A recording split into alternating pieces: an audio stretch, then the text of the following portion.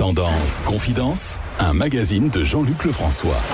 Bonjour et soyez les bienvenus dans votre émission Tendance Confidence. Notre invité est Jean-Claude Guilbault.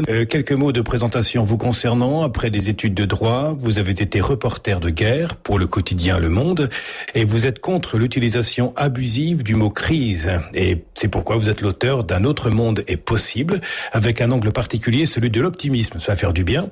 Je pense que les deux mots clés de cette émission doivent vous inspirer. Jean-Claude Guilbault, il s'agit des mots cœur et vie.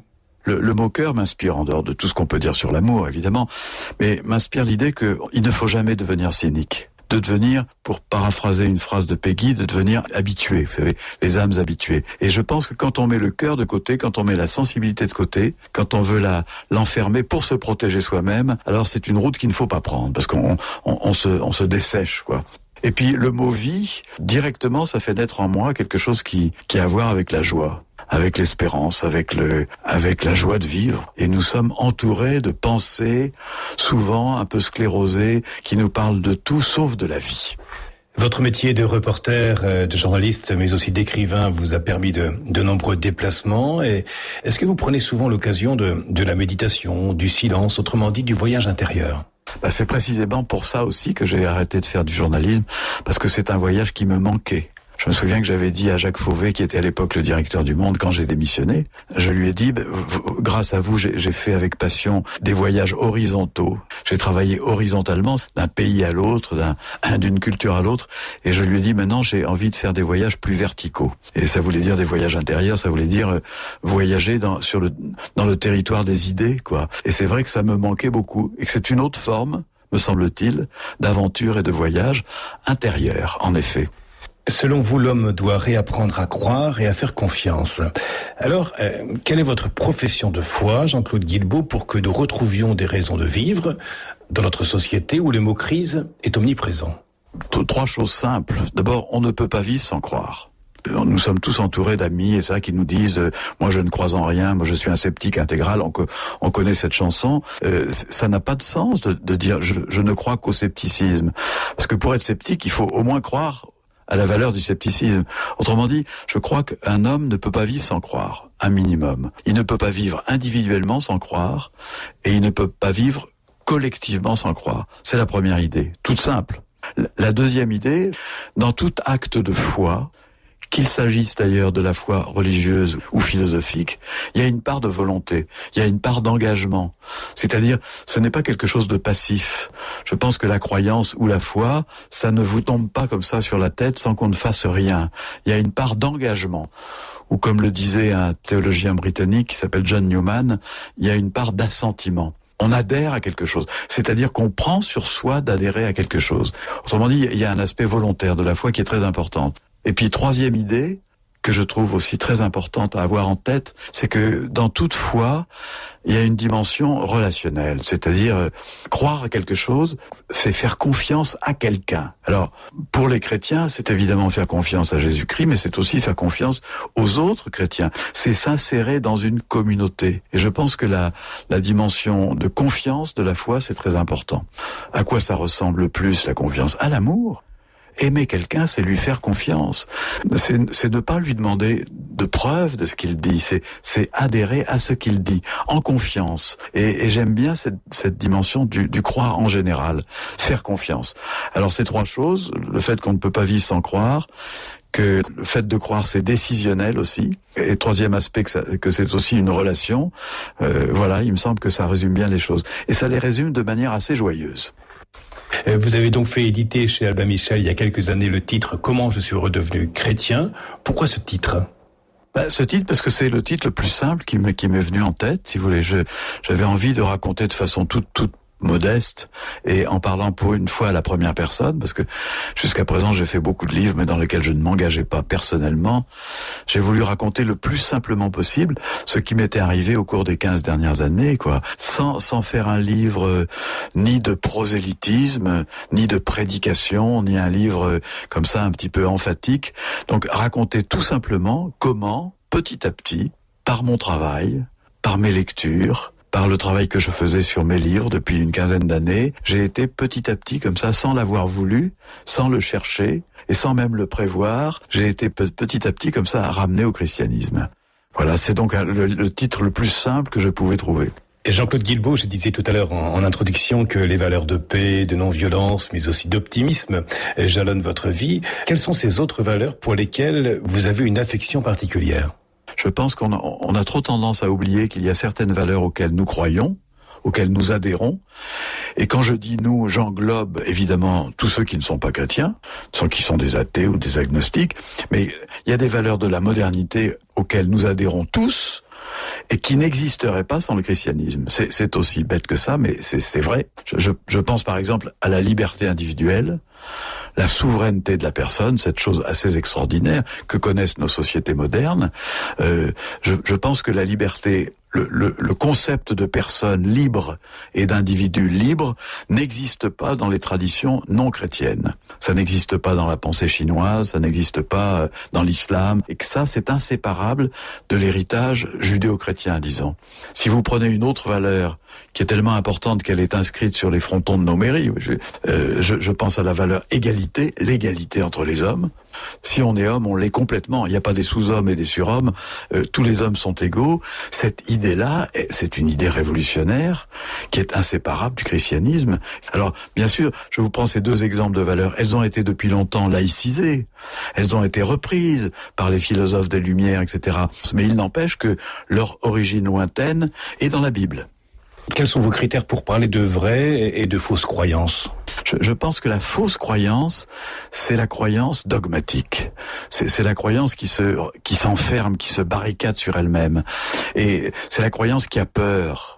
Vous savez, tous les fondamentalismes, les intégrismes dans l'histoire, qu'il s'agisse des intégrismes religieux ou politiques, ils ont tous les mêmes caractéristiques. Ils se ferment aux objections, ils se durcissent comme une sorte de discours de combat. Ça, c'est la fausse croyance. Parce que je pense, à mes yeux, la vraie croyance, elle est inséparable de la confiance. Et de la confiance qu'on met soi-même dans le fait de croire. Autrement dit, la vraie croyance, elle est capable de s'ouvrir aux autres et de s'exposer à la raison critique. Il faut que la croyance s'expose à la critique. Il est dit dans la Bible qu'on doit rendre raison de sa croyance. Et regardez dans l'histoire du christianisme, il y a des grands personnages. Je pense à Thérèse de Lisieux, par exemple, cette jeune femme dont l'Église a fait un docteur de l'Église. Thérèse de Lisieux, qui est morte à 26 ans de la tuberculose, est docteur de l'Église.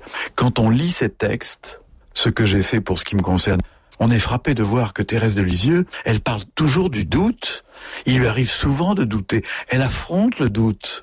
Et elle se pose des questions sans cesse. Autrement dit, elle n'est pas dans cette espèce de certitude arrogante des dogmatismes ou des fondamentalismes. Donc je pense que la fausse croyance, c'est celle qui croit qu'elle a éliminé le doute, qu'il n'est plus question de la moindre objection.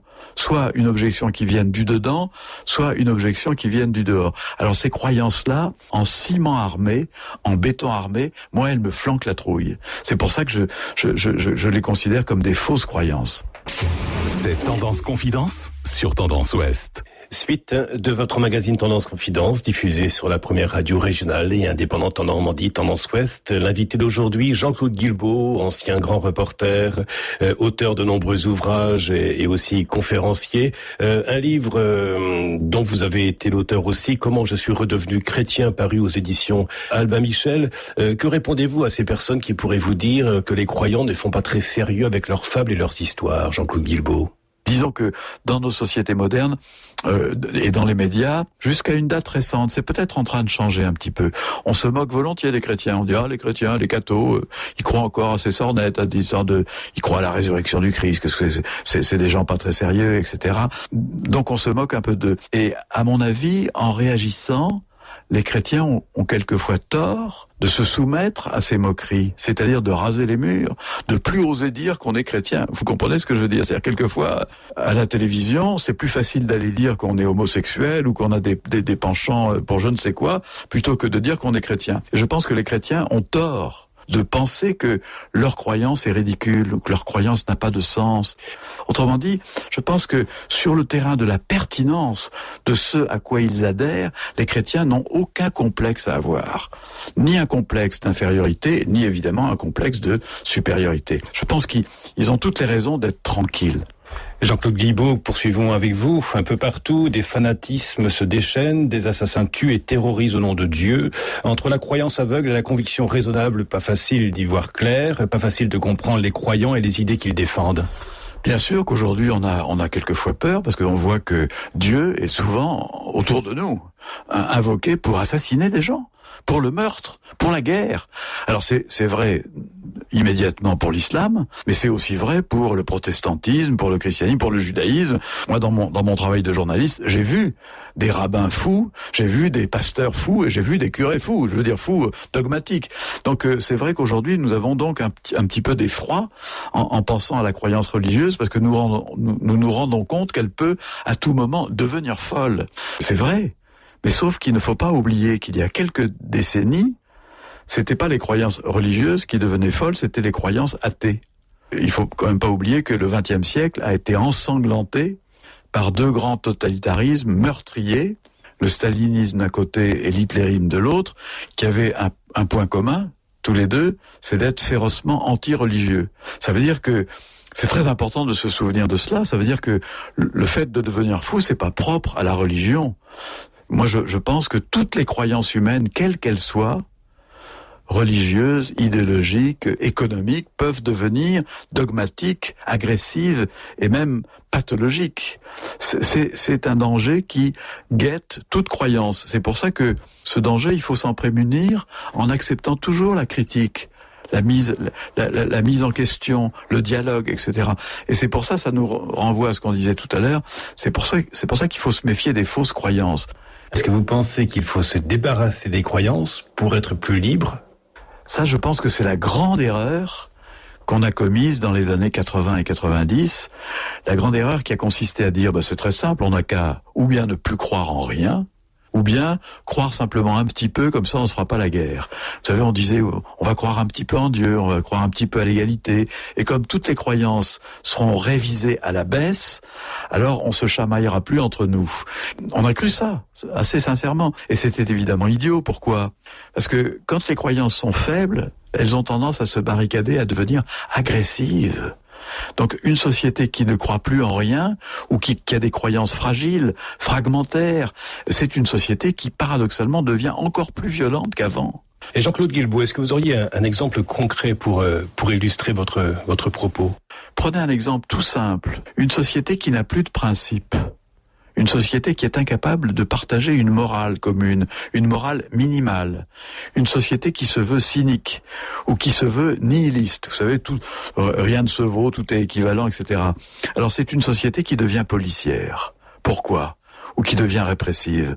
Parce que quand les hommes, entre eux, ne sont plus capables de partager des valeurs communes, pour régler la société, pour éviter qu'elle ne sombre dans l'anarchie, il ne reste plus que le code pénal et que la police. Et nous voyons bien qu'il y a cette espèce de paradoxe. Quand une société ne croit plus en rien, elle devient encore plus policière et répressive que quand elle était structurée par un minimum de croyances collectives. C'est ce qui nous arrive aujourd'hui. Ce sont souvent les juristes, ce sont même des magistrats qui dénoncent ce qu'ils appellent la pénalisation de la société. C'est l'ordre pénal qui remplace un minimum d'ordre moral quand l'ordre moral n'existe plus. Donc il faut bien avoir conscience de cela. Ce n'est pas en mettant les croyances à la poubelle qu'on fera la paix dans la société, c'est le contraire. Cela vous arrive peut-être aussi d'aller faire vos courses, Jean-Claude Guilbaud, de pousser un caddie dans un hypermarché. On pourrait aussi parler de l'hypermarché du religieux aujourd'hui, où on vient se servir, on vient prendre la religion qui nous arrange et on ressort de l'hypermarché du religieux. C'est un syncrétisme qui est un petit peu dangereux. Moi, je crois qu'il est tout simplement pas vivable. Je pense pas que le syncrétisme soit la solution. Vous savez, prendre un petit peu de christianisme, un petit peu de judaïsme, un petit peu d'islam, puis se bricoler comme ça une sorte de religion portative et personnelle, c'est la tentation de beaucoup de gens dans ce climat un peu New Age. Pourquoi pas en même temps un petit peu de paranormal, un petit peu de fantôme. Ça, je trouve ça terrifiant. Je pense que c'est pas comme ça que ça marche. Les religions dialoguent entre elles, non pas en se copiant mutuellement, non pas en se mélangeant, mais en s'approfondissant. Et c'est plus on approfondit sa foi, plus on lui donne de la densité, plus on lui donne de la cohérence, plus on est capable de dialoguer avec l'autre. Et ce n'est pas en bricolant quelque chose de composite qu'on peut arriver à un vrai dialogue. Je cite dans mon livre ou dans un livre précédent, je cite une très très belle phrase de l'évêque d'Oran, Monseigneur Claverie, qui a été assassiné en 96 par des intégristes musulmans. Il disait: le vrai dialogue commence quand j'accepte l'idée que l'autre est peut-être porteur d'une vérité qui me manque. C'est magnifique d'ouverture, mais il disait ça dans son esprit. Ça ne voulait pas dire qu'il devait renoncer à sa foi, renoncer à son christianisme, qu'il fallait que chacun propose à l'autre ce qu'il était, quoi. Donc le syncrétisme, me semble-t-il, c'est le mélange, c'est zappé, ce n'est pas comme cela. Moi, je pense que les institutions religieuses sont nécessaires pour éviter la tentation du syncrétisme, du bricolage, de la foi individuelle. On croit ensemble, on croit avec une communauté. Donc le syncrétisme zappeur, ou le côté je fais mes courses au supermarché des croyances, et puis je remplis mon caddie pour moi tout seul, selon mes préférences, ça c'est une plaisanterie. Avant que vous nous donniez votre devise ou la phrase que vous nous laissez pour cette émission Tendance Confidence ce dimanche matin, je rappelle le titre de votre livre, Une autre vie est possible. Nous avons aussi parlé d'un autre ouvrage, Comment je suis redevenu chrétien, paru chez Albin Michel. Une autre vie est possible, paru aux éditions L'Iconoclaste. Dans cet essai, vous vous insurgez contre la désespérance qui habite nos sociétés et vous tentez de nous convaincre que décidément l'avenir a besoin de nous. Alors quelle est cette phrase que vous nous laissez, Jean-Claude Guilbault, ce matin? Une bribe de phrase de Georges Bernanos, quand Bernanos parle de l'espérance violente des matins. Merci pour ce temps que vous avez à nouveau accordé à cette émission Tendance Confidence. Tendance Ouest, Hit News.